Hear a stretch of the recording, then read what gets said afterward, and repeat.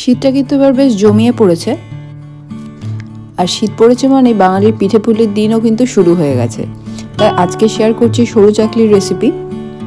এখানে আমি নিয়ে নিয়েছি 2 কাপ আতপ চাল। আপনারা চাইলে গোবিন্দভোগ চালও ইউজ করতে পারেন। সামান্য একটু মুগের ডাল চাইলে স্কিপ করতে পারেন, কিন্তু আমি এখানে দিই, খেতে ভালো লাগে। আর তার সঙ্গে দিয়ে দিচ্ছি বিউলির ডাল বা উড়ার ডাল যাকে বলে।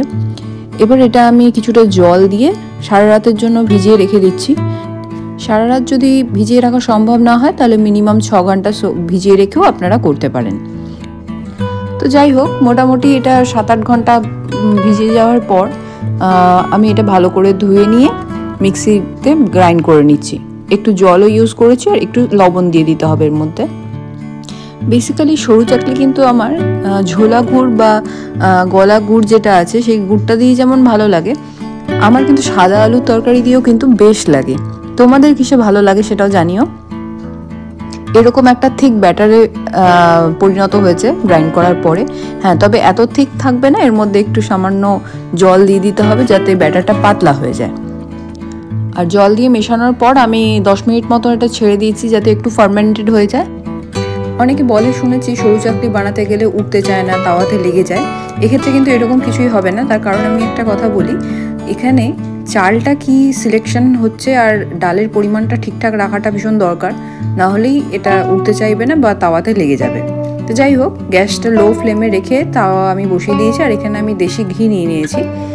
আপনারা চাইলে এখানে রিফাইন অয়েলও ইউজ করতে পারেন। খুব অল্প পরিমাণ ঘি বা তেল তাওয়াতে লাগিয়ে দিতে হবে। এখানে আমি বেগুনের বোটাটা ইউজ করছি। তোমরা চাইলে যদি বেগুন বোটা না থাকে তাহলে ওই অয়েল ব্রাশও ইউজ করতে পারো, তবে পরিমাণটা খুবই অল্প দিতে হবে। এবার আমি এখানে ব্যাটারটা দিয়ে একদম যতটা সম্ভব পাতলা লেয়ারে স্প্রেড করে দিচ্ছি। দেখো, এইভাবে পাতলা লেয়ারে স্প্রেড করে দিচ্ছি আর লো ফ্লেমে এটা একটু হতে দিচ্ছি।